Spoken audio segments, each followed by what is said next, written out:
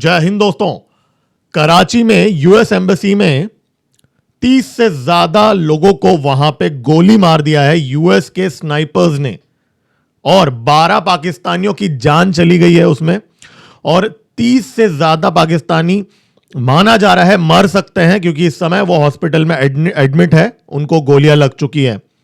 ये जो पाकिस्तानी हैं, इन लोगों को लगा कि भाई यूएस एम्बेसी में जाके तोड़ फोड़ करेंगे, ये उनका कोई लोकल पॉलिटिकल ऑफिस है, उनको डंडे पुंडे पड़ेंगे और वो वापस चले जाएंगे। अब आप ये वीडियो देखिए जो चीज यहां पे सामने आई है।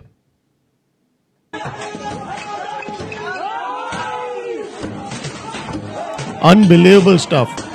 यूएस की एम्बेसी यूएस की जमीन के बराबर है। किसी भी देश में यूएस की एम्बेसी होती है, वो यूएस की ऑफिशियल लैंड होती है वो, ठीक है। यूएस की एम्बेसी का मतलब होता है उसकी जमीन, और उस पे अगर हमला करेंगे तो it is considered as a war. You know, आप किसी भी देश के यूएस एम्बेसी में जाके हमला नहीं कर सकते। पाकिस्तानी वो कोशिश कर रहे थे, ओके। और इनको देखिए, दीवार कूद के पहुंच गए और सारे पाकिस्तानी वहां पे हमला करने पहुंच गए कराची में। जाहिल पाकिस्तानी जो हैं हमला कर रहे हैं वहां पे, और वहां पे यूएस के मरीन्स वहां पे थे, उनके स्नाइपर्स भी यूएस एम्बेसी में थे। अब ये पाकिस्तानियों इसलिए प्रोटेस्ट कर रहे थे जी ईरान के ऊपर हमला हो गया। अरे जाहिलों, पहली बात तो आप लोग ये समझो, आपका आसिम मुनीर, आपका आर्म्ड फोर्सेस का फील्ड मार्शल जाके ट्रंप के पैर पकड़ लिए, उसने पैसे ले लिए उससे, ट्रंप का कुत्ता बन गया वो, शाबाश शरीफ। और वो ठीक है, यूएस के लिए काम कर रहे हैं। आपने सऊदी अरेबिया के साथ डिफेंस ट्रीटी साइन किया, राइट, और सऊदी अरेबिया पे हमला होता है, बेशर्मों के तरह आप लोग ईरान को सपोर्ट कर रहे हो। तो आप अपने मां के नहीं हो, आप अपने बाप के नहीं हो, आप अपने आर्मी के नहीं हो, और ना ही आप आपके जमीर के हो। आप सिर्फ जाहिल कंफ्यूज्ड पाकिस्तानी हो। और 32 लोगों को गोली लगी है।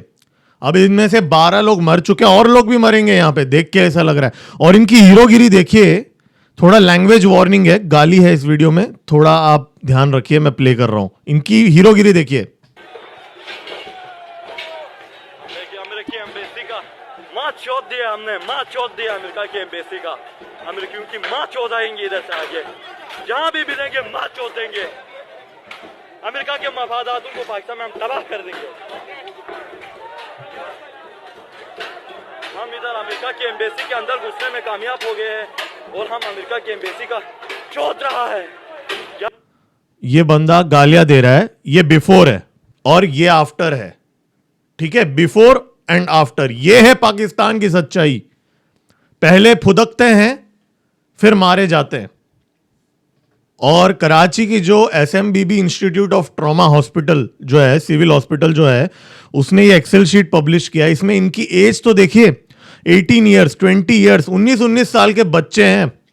इन लोगों को बचपन से ब्रेन वॉश किया जाता है, जिहादी बनाया जाता है, इनको हेट्रेड फैलाया जाता है भारत के प्रति, इसके प्रति, उसके प्रति, पूरे दुनिया में सबके प्रति सिर्फ नफरत सिखाया जाता है इनको।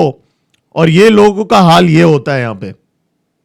आसिम मुनीर के सामने फट जाती है इन लोगों की, एक चून नहीं निकलती उसके सामने, और इनको लगा कि भाई यूएस एम्बेसी में जाके हमला कर देंगे। अब सुनिए, पुलिस वहां पे, सो कॉल्ड पुलिस भी है वहां पे, क्या बोलता है। US consulate Karachi, a few miscreant, they managed to come inside from the outer gate, and they resorted to vandalism, but police reached the spot and they have been taken out, and now police ने सिर्फ लाश इकट्ठा करने का काम किया है। ऊपर में, यूएस एम्बेसी के ऊपर मरीन्स बैठे थे, और उन मरीन्स के पास माना जा रहा है स्नाइपर्स थे, ठीक है, उनके साथ। और स्नाइपर ने चुन चुन के गोली मारा पाकिस्तानियों पे, वहां पे जो भी जाहिल लोग वहां पे यूएस एम्बेसी को अटैक कर रहे थे। अरे भैया, आसिम मुनीर जो है वो ट्रंप का पाला हुआ कुत्ता है। तो आप अगर मालिक को काटने जाओगे तो भैया कुत्ता तो भौंकेगा ही भौंकेगा, लेकिन मालिक के पास बंदूक भी है भैया। और पाकिस्तानियों का डबल गेम और हिपोक्रेसी यहां पे भी है। बहुत सारे पाकिस्तानी बोल रहे हैं नहीं जी वो तो पुलिस वालों ने ही गोली चलाया, यूएस के स्नाइपर ने तो कुछ मारा ही नहीं, यूएस ने तो कुछ किया ही नहीं, यहाँ तो हमारा है ताकि रिलेशंस खराब ना हो।